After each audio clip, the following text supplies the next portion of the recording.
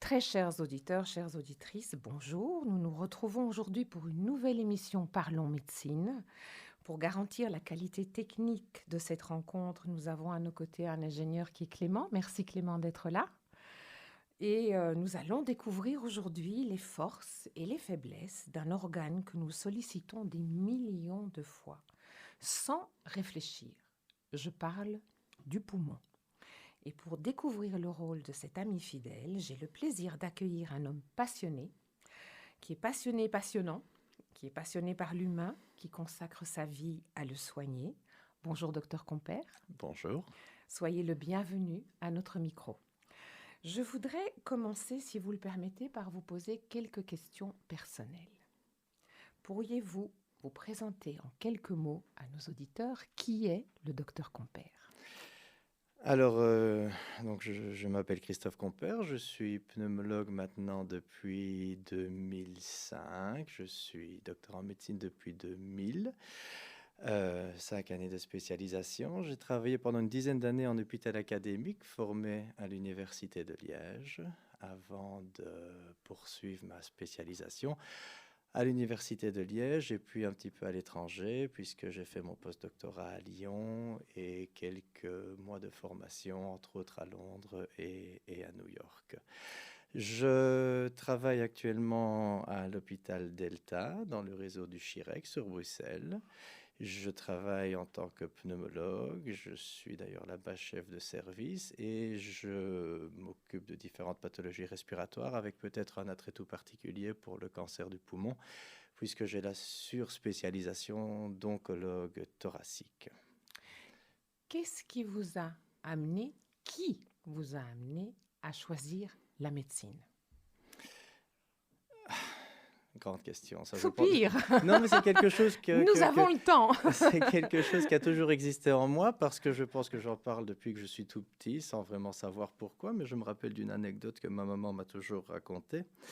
Alors que j'étais probablement un peu fâché sur elle à l'âge de 5 ans, je lui avais dit écoute maman, je ne suis pas d'accord avec toi et d'ailleurs quand je serai grand je serai docteur et je ne te soignerai pas. Bon, chose qui n'est jamais arrivée, hein. J'ai beaucoup d'amour pour ma maman, mais c'est quelque chose dont je parle depuis que je suis tout petit, probablement parce que la médecine est un métier certes passionnant qui allie le scientifique, qui m'a toujours intéressé, j'ai toujours été fort curieux, je lisais petit beaucoup de bouquins de sciences, que ce soit de la biologie ou alors des bouquins où on parlait des dinosaures, où on parlait d'astronomie. Bon, j'ai toujours aimé ça.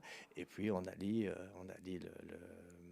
l'humain avec la médecine. Donc les deux ensemble me semble être la voie parfaite et c'est pour ça que j'ai probablement choisi la médecine sans hésiter à l'âge de 18 ans.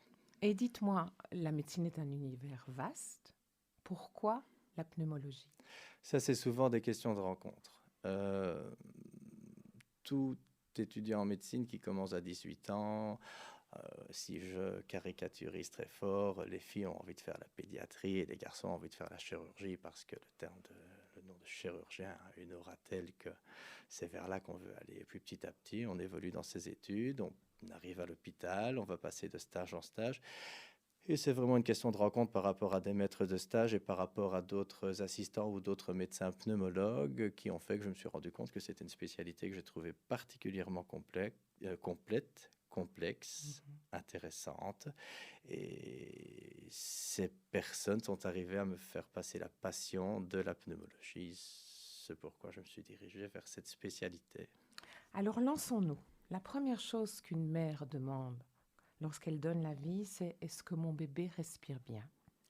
La première chose que fait la sage-femme, c'est aspirer le nez de ce bébé. Et puis, miraculeusement, la vie s'installe et nous respirons jour et nuit, sans réfléchir.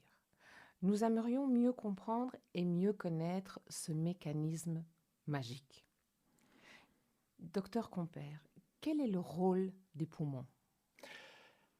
C'est vrai que c'est une très belle image que vous avez choisie parce que je pense que c'est profondément inoubliable d'avoir son bébé sur le ventre et qui pousse son premier cri. Et c'est vrai que la première chose que le gynécologue pousse à faire au bébé, c'est de pousser ce premier cri pour développer, pour déployer toutes ces alvéoles pulmonaires qui n'étaient pas déployées dans le ventre de la mère.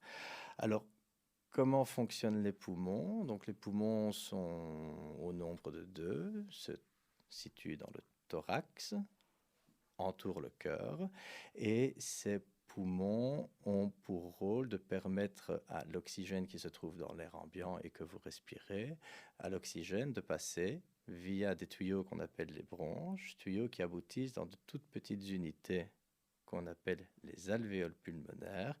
Et au niveau de ces alvéoles pulmonaires, l'oxygène va passer à travers la membrane de l'alvéole pour rentrer dans le vaisseau sanguin, dans la circulation sanguine, à travers le plus petit vaisseau sanguin qu'on appelle le capillaire, et l'oxygène va aller se fixer sur le globule rouge. À partir de là, le globule rouge va être véhiculé dans le sang, passer par le cœur et puis par les différents organes qu'il doit oxygéner et va aller distribuer cet oxygène partout où on en a besoin, c'est-à-dire au niveau de tous les organes qui nécessitent d'être oxygénés. Donc la plus petite unité fonctionnelle du poumon, c'est ce qu'on appelle l'alvéole. On parle d'un petit sac de l'ordre du micromètre, donc du millième de millimètre, mais qui existe des centaines de millions de fois dans le poumon. Nous avons entre 3 et 400 millions d'alvéoles au niveau pulmonaire. Et si toutes ces alvéoles étaient déployées les unes à côté des autres, on aurait une superficie d'échange entre l'air et le sang qui serait plus grande que 70-75 terrains de football. Donc cette superficie d'alvéoles pulmonaires chez un seul homme ou femme est absolument énorme. Et c'est à ce niveau-là que l'oxygène va traverser la membrane de l'alvéole pour passer dans le sang sur le globule rouge. Est-ce que les deux poumons de l'humain sont identiques?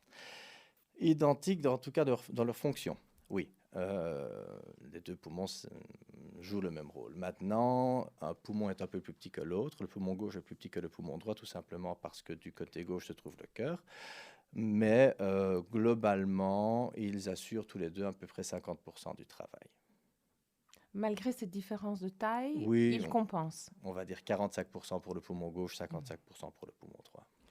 Comment peut-on repérer que le poumon a une difficulté? Quels sont les premiers signes qui montrent qu'il se passe quelque chose, il y a un dysfonctionnement qui s'installe?